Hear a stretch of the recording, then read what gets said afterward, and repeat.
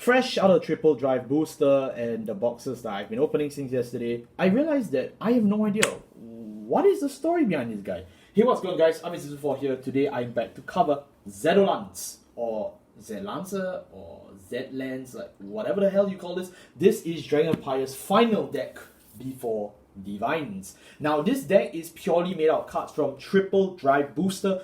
So the pull rates are a bit confusing at this point in time, but I would say this deck is quite affordable because I'm filming this video right as Yute has dropped its prices, as well as other popular card stores in Japan. So if you do the math, it's actually quite affordable, but that's also because the deck is not meta in any way. I certainly don't think Zedlance is a meta deck. I think it's just fine. It feels a lot like Gundiva without Best Harvest. It feels a lot like Eugene but with 10 custom cards. It feels alright, but it is stronger than Dragonic Kaiser Vermilion.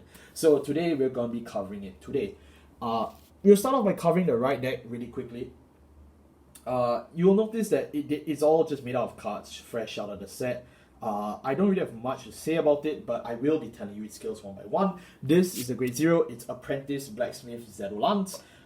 It's your generic starter, but you need to play it because all your Zedlance cards rely on riding on top of a previous Zedlance. So you have no choice but to play this right deck. Moving on to the grade 1, we have Hopeful Blacksmith Zedolance. When this unit is placed by riding from a grade 0 Zedolance, look at the top 5 cards of your deck. Choose up to 1 card with Ironforge in its card name from among them and add it to your hand. Then shuffle your deck. So most of this deck's archetype is actually known as the Ironforge, but there is the main field spell, yes, which is the Forge. So you can add the Forge to hand, you can add other cards that are assistants to Zedolance to your hand as well through this effect. It's a nice +1 for this deck, but as you notice, the plussing will get even more absurd. For grade 2, we play Ironforge Dragon, Zedolance. So this is the first time Zedolance actually bears the Ironforge archetype name for himself. So you could actually play a copy of this in your main deck if you're running out of cards to play. When this unit is placed by riding on top of a grade 1 Zedolance in its card name, search your deck for 1 Blacksmith card.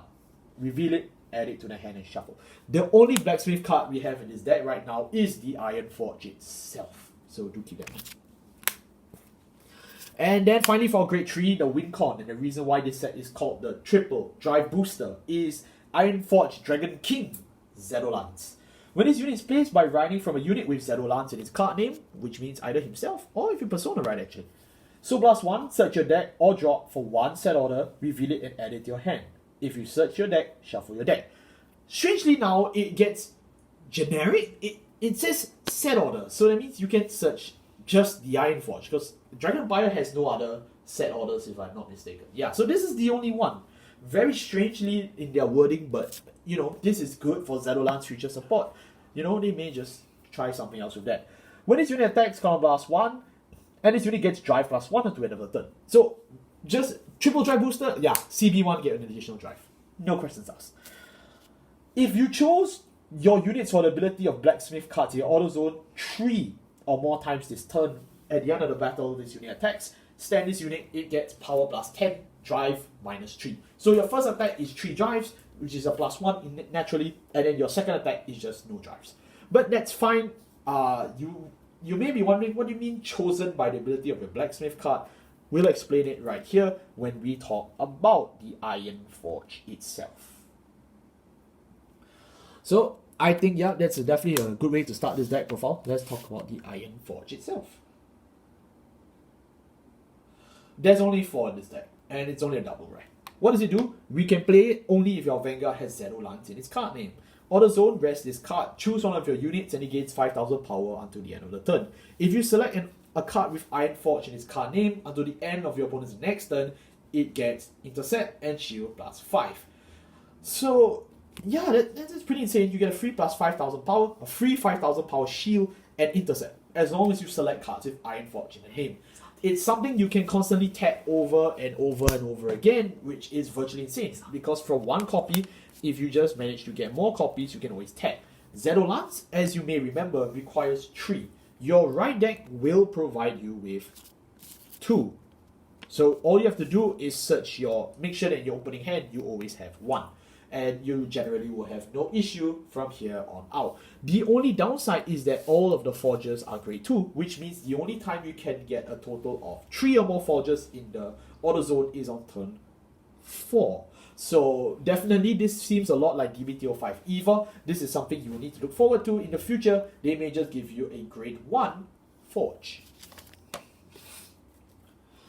Moving on to our grade 3s. We play 4 copies of Zedolance, 1 copy in the right deck, and then we play 4 copies of his other Iron Forge friend.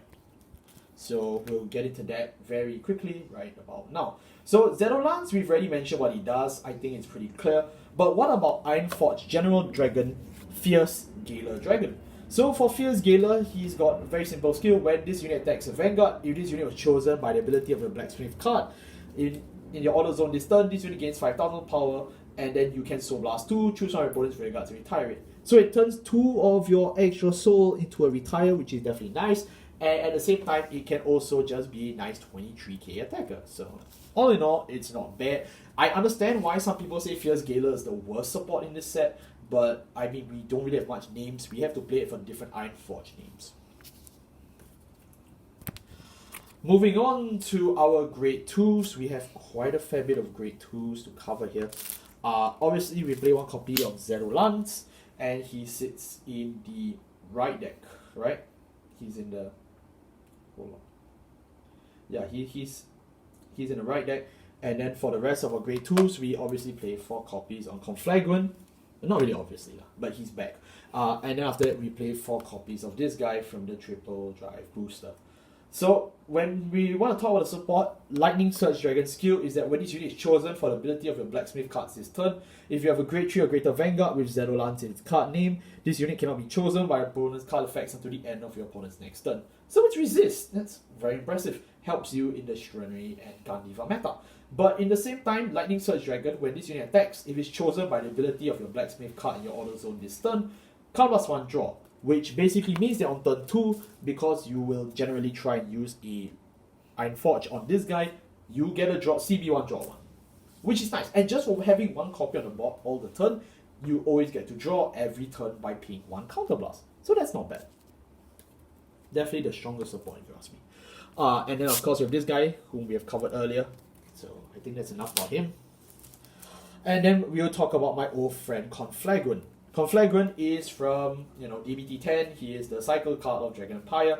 When this card is discarded, for the cost of your right deck, Soul Blast 1, put him in the bottom of the deck and draw a card. So he's the other way you draw. In addition, when he's placed on the rearguard circle, if you Persona Ride this turn, Count Blast 1, choose a column, burn all of the opponent's rearguards in that column. So Zedlance, as you notice, doesn't really have much retire, so he's here to help up, and he's also here to help with the addition. So all in all, this is a great card you can play together with Zedlance, although you can use the empty slots of Zedlance for other cards as well. This is just one suggestion I have for you. And last, we will be moving on to the grade 1s. Our grade 1s, we play quite a fair bit of grade 1s actually. So let me pull them up for you real quick. We play 1 copy of Zedolance from the right deck.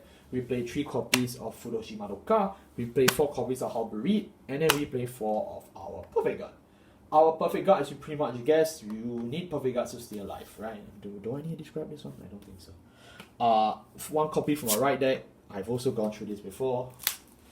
3 copies of Fudoshi Madoka. His skill is that if you have 4 or more cards in your opponent's drop zone, this unit gains 2,000 power and 5,000 shield. If 8 or more, he gains another 5,000 shield. So as the game progresses, he just becomes a 15k shield, which is nice to have when your opponent has a lot of cards in the drop zone. It's just another generic you can play in this slot.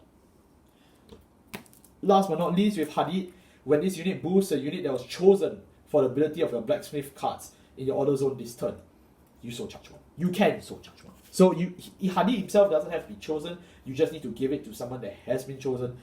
At the end of the battle, you unit boosted, if you have a grade 3 or greater Vanguard with Zedolance in his card name and you didn't counter charge this turn, retire himself and then you can counter charge. So it's a nice thing that Dragon Empire decks are now getting counter charge in their first waves. So from DBT10, it's clear they learned their lesson.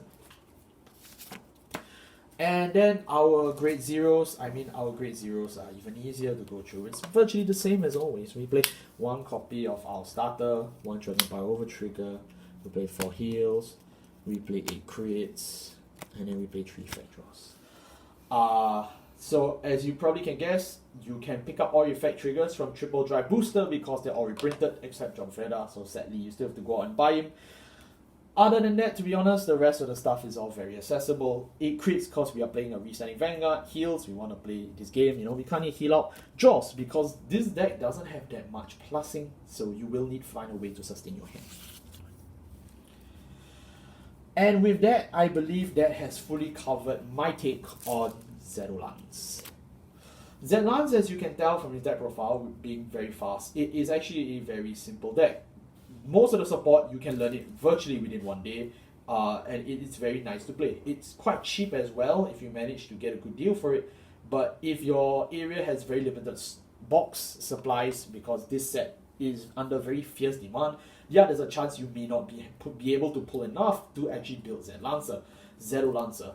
Unfortunately, it doesn't really matter at the same time because Zedolance is not a meta deck. This is not a deck you want to pick up if you want to play competitively instantly. That's Shiranui.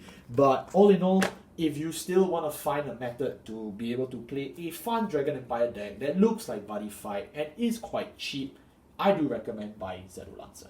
Thank you all so much for watching. I'll see you all next time. Take care.